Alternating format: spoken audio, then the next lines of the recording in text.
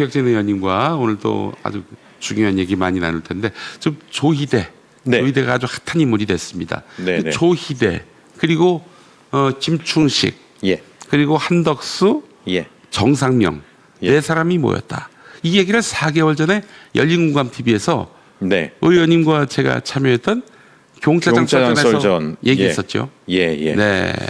그 제보가 있었던 거잖아요. 네네네. 그 제보 내용에 대해서 이제 그 상당히 우리가 신뢰할 만한 네. 제보가 될 수 있다. 그 네. 제보를 하셨다는 분에 대해서 뭐 신변 보호 때문에 저도 뭐 목사님도 네. 또 당시 정천수 PD님도 입 네. 밖에 낼 수는 없는 상황이었지만 네. 신뢰할 만한 분으로부터에서의 제보가 있었다라고 하는 것 때문에 저희도 이제 방송에서 했던 거고 또 그 이후에 그 내용이 너무나 놀라워서 네. 제가 서영교 의원께도 그 내용을 전달을 했었거든요. 네네네. 서영교 의원께서도 당시에 깜짝 놀라신 게 네. 그 비슷한 내용의 다른 제보를 이미 받으셨더라고요. 아, 그 제보가 예, 예. 복수의 제보였군요. 그렇죠. 그러니까 경로는 다를 것이다라고 이제 예상이 되긴 하지만 어쨌든 그 이전에 이미 그와 유사한 제보를 받으신 바가 있어서 이거는 정말 뭔가 얘기를 한번 짚고 넘어가야 되겠다라고 하셔가지고 네. 당시 법사위 상임위에서 말씀도 하시고 그랬던 것으로 알고 있습니다. 네. 자, 근데 조희대가 어제 예. 완전히 전 뒤집듯 네. 예. 그 말을 뒤집었다는 얘기가 아니고 어쨌든 그 완전히 다른 이야기를 하고 있어요. 예. 그런 일이 없었다. 이렇게 못을 박았는데 어떻게 보십니까? 그분들의 일반적인 특징인 것 같습니다. 예, 한덕수 전 총리도 자기는 뭐 계엄에 관여한 바가 없다라든가 뭐 이런 예. 얘기했지만 나중에 다 하나하나 다 드러나고 있지 않습니까? 예, 지금? 예, 예. 마찬가지로 김충식 씨도 그렇지만 본인이 직접 메모한 것에 대해서도 본인 스스로가 계속 부정을 하고 했지만 네. 결국엔 하나씩 드러나고 있지 않습니까? 네, 네. 지난번에 뭐 310kg, 뭐 네. 55kg 그건 본인이 저한테 전화할 때는 네. 자기가 쓴 기억이 없다라 그랬고 안 쓴 거다라고 이야기를 하거든요. 기억엔 없어도 기록은 남아 있는데. 예. 근데 모 방송에 가서는 자기가 쓴 게 맞다. 근데 뭐 이건 마약이 아니고 금이다. 뭐 이런 얘기까지 하잖아요. 그래서 이제 이분들의 말을 우리가 신뢰할 수 없다. 그래서 어쨌든 저는 특검이 수사하면 네. 진실은 다 드러나기 마련이다 그렇게 생각하고 있습니다. 특검. 근데 특검 쪽에서는 지금 난색을 표하고 있어요. 왜 그렇습니까?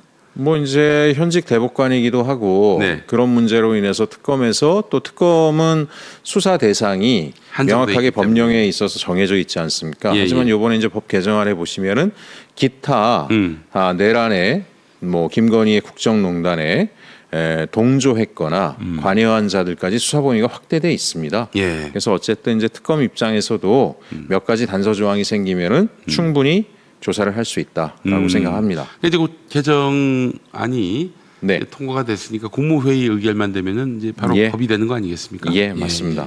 그래서 사실은 이게 내란하고 유관할 수밖에 없는 이유가 윤석열이 파면됐고 네. 그리고 이제 대선이 확정됐는데 네.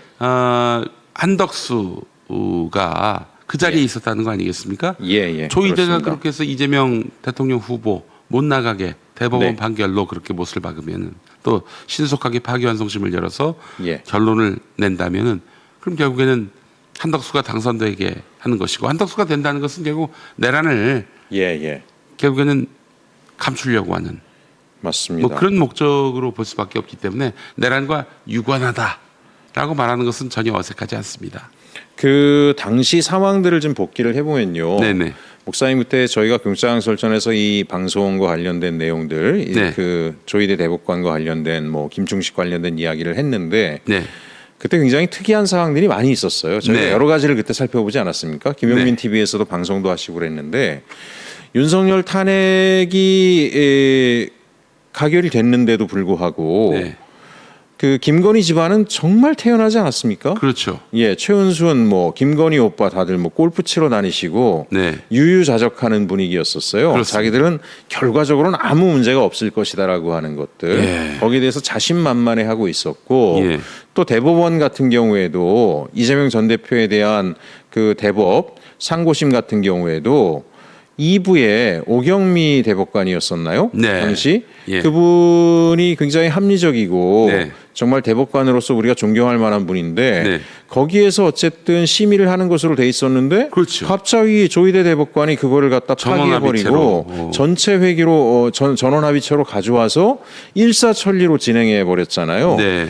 상식적으로 도무지 있을 수 없는 일들이 착착 진행이 됐기 때문에 이거는 정말 대법원이 대선에 개입하려고 하는 의도를 갖기 전에는 네. 사실 당시 가장 유력한 대선 주자이고요. 그럼요. 야권의 대표인 사람, 대표를 역임한 분이 관련 대표인 분에 대한 재판 판결을 갖다 저런 식으로 한다? 예. 이걸 국민들이 어떻게 납득할 수 있겠습니까? 예. 이거는 당연히 대법원이 대선에 결정적인 영향을 주겠다라고 작정을 하기 전에는 이런 일이 벌어질 수 없는 일이기 때문에 이 부분에 대해서는 철저한 수사가 필요하다라고 생각을 합니다. 지금 저는 어제 조희대 대법관이 난데없이 무슨 기자회견을 할 것처럼 해놓고는 네. 메시지 하나 확 날리고 본인은 그냥 사라져 버렸잖아요. 퇴근하고서. 예. 왜 이런 행동을 할까? 저는 이 또한 프레임을 만들려고 하는 것 같습니다. 기본적으로 지금 결정적인 사안은 조희대 대법관이 대선에 어떤 사전의 공모를 통해서 네. 모의를 통해서 예. 기획을 통해서 네. 대선에 개입했느냐 안 했느냐라고 하는 부분들에 대해서 결정적으로 밝혀야 되는 시점인데 그렇습니다. 이 프레임을 어떻게 살짝 바꾸고 있냐면 내가 누구를 만났느냐 안 만났느냐 네. 그럼 이제 안 만났다 어제 그랬는데 만약에 만났다라고 등장하잖아요. 그럼 분명히 그 다음에 이렇게 얘기할 거예요. 네. 내가 잘 기억을 못했는데 만나긴 했지만 네. 아는 처지에 그냥 밥 한 끼 먹었을 뿐이다. 네. 뭐 그때 뭐 밥 먹는 게 부적절해 보일 수는 있지만 불법적인 모의나 이런 건 아. 한 번도 한 적이 없다. 그럼 또 입을 맞추겠죠. 본인들이. 예. 우리 그냥 사적인 얘기하면서 밥 한 끼 먹고 헤어졌다 이럴 겁니다. 그럼 그 자리에 앉아서 녹음을 뜨지 않는 한은 뭔 얘기를 했는지 알 수 없으니까 네. 지금 이 사람들이 프레임 전환을 시작을 했다.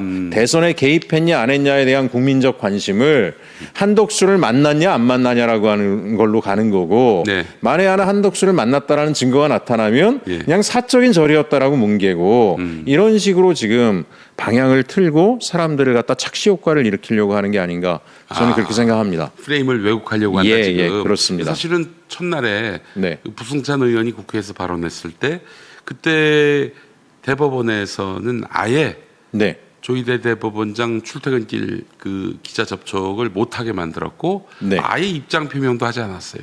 네, 네. 그러더니 그 이튿날 여론이 안 좋아지니까 이제 기자회견하겠다는 식으로 얘기했는데 실제로는 하지 않고 네. 입장문 내고 조희대는 웃으면서 수고하십니다 하고 그냥 지나가 버렸단 말이죠. 이것 자체로도 굉장히 예. 의심스럽습니다. 이게. 굉장히 의심스럽고요. 또 하나는 기자들과의 만남을 회피했다라는 것 자체는 예. 사실은 기자들을 만나게 되면 기자들이 여러 가지 질문들을 하지 않겠습니까? 예. 질문에 답하다 보면 또 자기들이 분리할 수 있는 무언가가 흘러나갈 수 있기 때문에 직접적인 만남을 회피한 게 아닌가라고 저는 생각하고 있습니다. 예. 그 스텝이 꼬일 수가 있으니까 예.